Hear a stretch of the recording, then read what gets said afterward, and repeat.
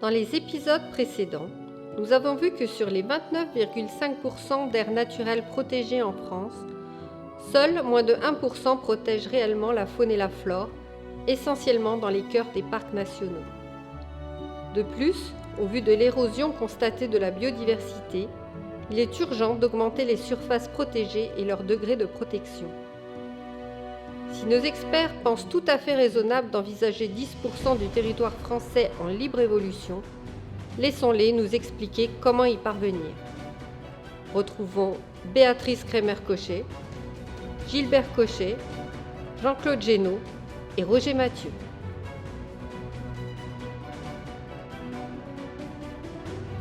Il y a différentes préconisations pour le réensauvagement et moi je pense qu'il ne s'agit pas de les opposer les unes aux autres ou de faire un choix des unes par rapport aux autres ou contre l'autre. Elles sont complémentaires. À mon avis, la priorité, c'est déjà de préserver ce qui existe encore. Donc commencer par protéger ces zones qui n'ont pas été trop abîmées, les laisser évoluer librement. Dans un deuxième temps, on peut envisager de restaurer des zones qui ont été un petit peu plus anthropomorphisées. Alors, lorsqu'on fait cette restauration, je pense qu'il faut toujours privilégier le retour d'espèces naturelles et spontanées. Notamment, à mon avis, il vaut mieux, s'il y a des semenciers naturels à proximité, laisser les arbres pousser tout seuls que de faire des grands plans de plantation, de grands projets de plantation qui seront totalement artificiels et ne seront peut-être pas ce que la nature aurait fait spontanément, gratuitement. Parce qu'il faut voir que quand on laisse en libre évolution, c'est gratuit. Quand vous commencez à intervenir, il faut toujours qu'il y ait des financements derrière. Et puis, par contre, il peut arriver dans certains cas une fois qu'on a laissé en libre évolution, il y a certaines espèces qui, parce qu'elles ne se déplacent pas très facilement ou parce qu'elles ont été un petit peu trop... elles sont un peu trop réduites à leur plus simple expression, ne vont pas revenir spontanément. Donc dans ces cas-là, on peut donner un petit coup de pouce pour permettre le retour d'une espèce qui était présente auparavant et qui joue un rôle important dans le fonctionnement d'un écosystème. Voilà, donc dans ces cas-là, on va faire une réintroduction. Mais on pourrait réintroduire les pigardes, on pourrait réintroduire la sarcelle marbrée, il y a toute une liste d'espèces dont on pourrait voir les effectifs augmenter et qui auraient toute leur place chez nous. Quand on fait l'inventaire de ce qui a disparu, on l'a oublié. Mais on arrive à retrouver ça dans les textes anciens, en archéozoologie, etc. Et on se rend compte qu'on avait une faune beaucoup plus diversifiée qu'aujourd'hui. Donc il faudrait retrouver cette faune diversifiée. Et puis la protéger au maximum pour pouvoir retrouver donc la proximité. En termes de réintroduction, il faut savoir que par exemple pour la réintroduction des vautours, la France a été un précurseur, un modèle. Et les Américains, par exemple, sont venus copier notre savoir-faire pour pouvoir réintroduire le condor californien chez eux.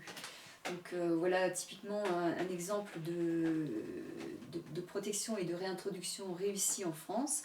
Les vautours que nous avons réintroduits d'abord dans les gorges du Tarn et de la Jonte, puis dans d'autres endroits, le Vercors, le Vercors aussi, les Baronnies et puis le Verdon, voilà.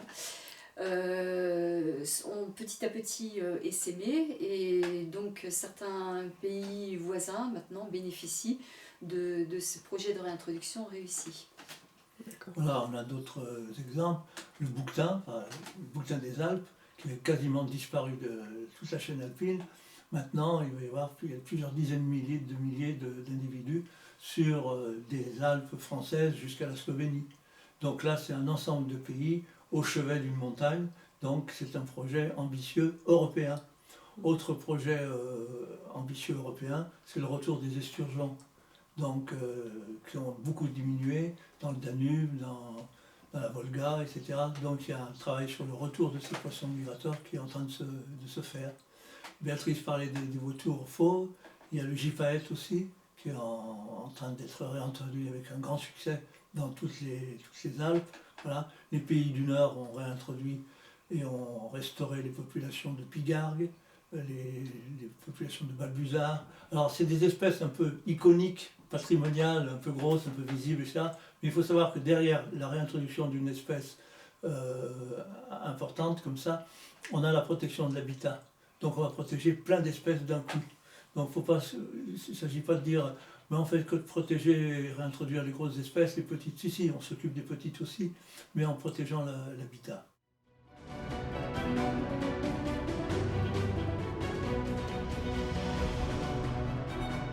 Il y a plusieurs axes possibles.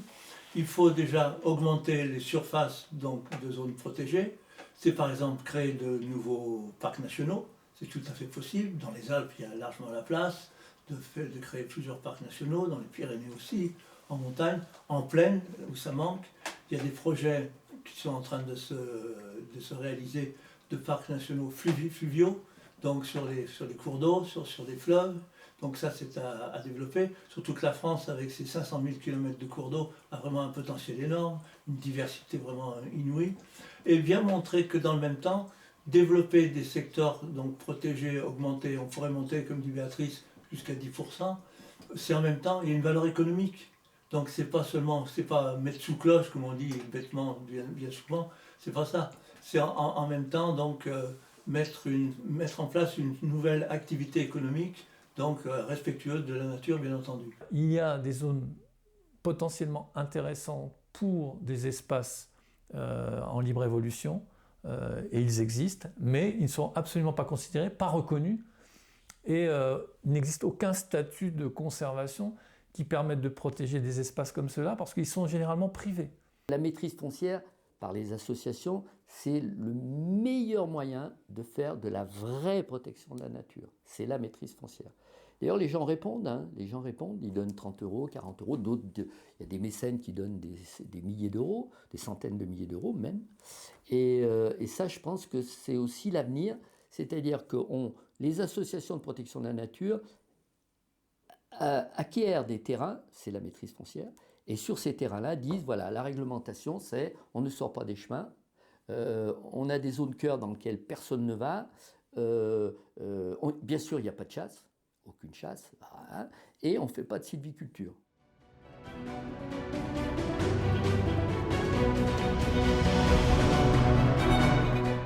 Ça passera obligatoirement par une réforme de la législation concernant les parcs nationaux et les réserves, et surtout les réserves naturelles. La législation des réserves naturelles, ça a 50 ans.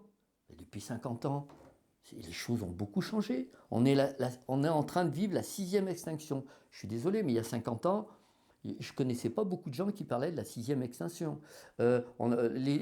L'Europe occidentale a perdu 100 millions d'oiseaux, je crois, depuis 30 ou 40 ans. Donc tout ça, c'est des choses qui n'existaient pas. La prise de conscience en plus, ça n'existait pas il y a 50 ans, quand on a créé les premières réserves naturelles, oui, il faut faire 50 ans, 60 ans, ça n'existait pas. Donc il faut moderniser cette législation.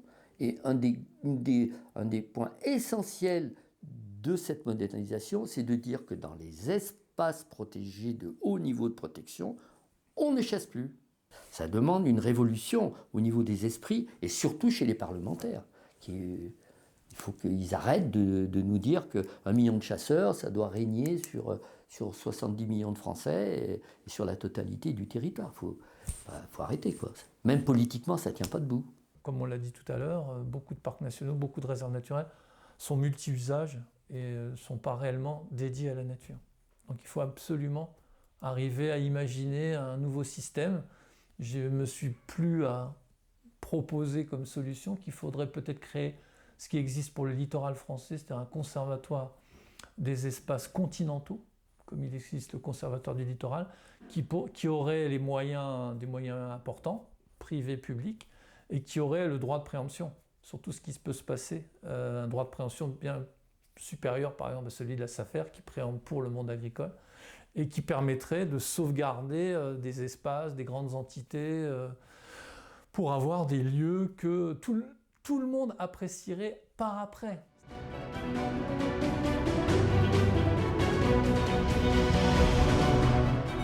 La chose aussi que les gens ont du mal à comprendre, à propos de naturalité, ils vous disent oui, mais par exemple, ce champ qui est en face, si vous n'y faites rien, il va y avoir de la broussaille, il va y avoir des buissons. Donc il faut le pâturer, au minimum le pâturer, l'entretenir, le semer. Parce que la broussaille, c'est affreux, la broussaille. Eh ben non, eh ben non. Avant d'être adulte, il faut passer par le stade d'enfant, on est obligé. Eh ben pour la forêt, c'est pareil. Avant que ça soit une forêt, un milieu qui a été cultivé, qui est pâturé, il faut qu'il passe par le stade buisson, broussaille. On a vraiment du mal à accepter que la nature puisse fonctionner sans nous. C'est lié à plein de choses. C'est lié à des positions idéologiques, des positions philosophiques, religieuses. On se sent au centre du monde. On est dans une vision totalement anthropocentrée, centrée sur nous. C'est nous qui devons décider de tout. Et ça, évidemment, ça nous conduit à des choix qui ne sont pas forcément les meilleurs. Il y a des freins qui sont plus psychologiques, idéologiques que réels. On dit bien souvent la place des espèces sauvages dans la nature ne manque pas, la place manque dans la tête des hommes.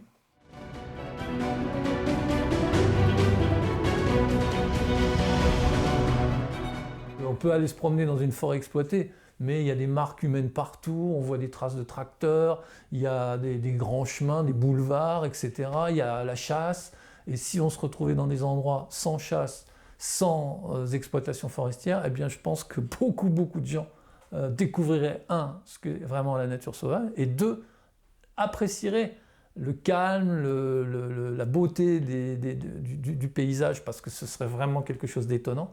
Je connais peu de personnes qui ont vu des forêts multiséculaires et qui n'ont pas été touchées par ce qu'elles représentent. Elles représentent, je vous dis, une intemporalité. Si on veut faire des réformes pour la protection de l'environnement, moi j'en propose une qui peut paraître un petit peu audacieuse, mais qui finalement est pleine de bon sens.